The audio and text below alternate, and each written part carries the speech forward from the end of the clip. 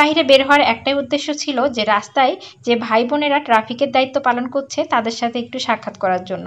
যাই হোক, বের হয়ে গিয়েছিলাম। এখানে ভাই 2-3 ভাই মিলে এই জায়গার ট্রাফিকের দায়িত্বটা পালন করছে। তাদেরকে দেখে এতটা ভালো লাগছিল এবং এখানে এই ভাইটার সাথে কিছুক্ষণ আমরা কথা বলে নিয়েছিলাম, কিন্তু ভিডিও অন করার কারণে সে লজ্জা পাচ্ছিল। চট্টগ্রামের পটিয়া যেহেতু থানা এরিয়া, এখানে বেশ কিছু জায়গায় হচ্ছে অনেকটা ভিড় হয় গাড়িগুলো। সেই জায়গাগুলোতে ট্রাফিকের দায়িত্ব পালন করছে ছোট ছোট কিছু ভাই বোনেরা। এই জায়গাটাতে প্রচুর ভিড় হয়। এখানে আমরা দাঁড়াইনি, এখান থেকে সরাসরি রিক্সাটা চলে গিয়েছিল, কারণ এখান থেকে দুই পাশ থেকে বাস আসে, গাড়ি আসে, সিএনজি আসে, অনেকটা পরিমাণে ভিড় হয়। আমার এদেরকে দেখে সেলুট দিতে মন চাচ্ছিল। তারা দেখুন তো কত নিঃস্বার্থভাবে এই রাস্তায় দাঁড়িয়ে ট্রাফিকের দায়িত্ব পালন করছে শুধু রুলস আনার জন্য। দেশকে কতটা ভালোবাসে। আসলে দেশকে ভালোবাসলে তাদের মুখ থেকে কখনো হিংসাত্মক মনোভাব আসে না। অথচ শেখ হাসিনা যেদিন থেকে পদত্যাগ করেছে সেদিন থেকে কিন্তু মানুষেরা ছাত্রদেরকে বাহাবা দিয়েছে। যেগুলো অন্য দলেরা কখনোই পারেনি সেগুলো ছাত্ররা দেখিয়ে দিয়েছে।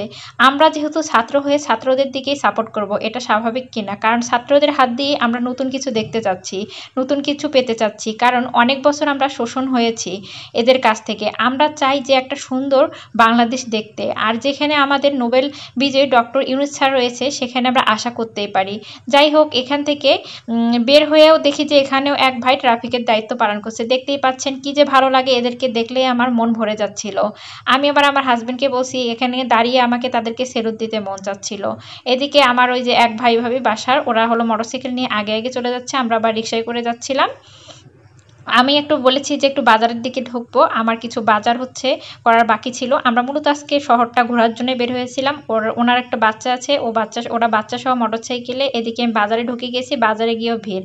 এদিকে যখন বাজারে গিয়ে পুরো বাজারে একটু ভিডিও নিতেছিলাম, এখানে দেখি সবাই মুখের দিকে তাকিয়ে আছে, মনে করছে আমরা বাজার মনিটরিং এর দায়িত্ব আসছি কিনা, কেমন করে যেন তাকায়। তারপরে আমি আর ভিডিওগুলো নেইনি, 2-1 জায়গায় শুধু একটু দাঁড়িয়ে সামান্য একটু ভিডিও নিয়েছিলাম। বলুন তো কি একটা সময় আমরা পড়ে গিয়েছি যে ভিডিও অন করলেই মনে করে আমরা সাংবাদিক বা ছাত্রদের দল নাকি, এরকম ভেবে ফেলে। যার কারণে ওখানে আর আমি বেশিক্ষণ ভিডিও করে নেইনি। আমার বাজার করা হয়ে গিয়েছে, তারপর আবার আমরা রিক্সায় উঠে গিয়েছি। আর এই বাজারটা এতই জমজমাট যে এখানে ভিডিও করার মতো অবস্থাও থাকে না। বাসার সামনে এসে নেমে পড়েছি, এখন আমরা বাসার দিকে ঢুকে যাচ্ছি। আমার যদি কথাগুলো আপনাদের একটু ভালো লেগে থাকে অবশ্যই আপনারা ভিডিওটি দেখে একবার হলেও কমেন্ট করবেন।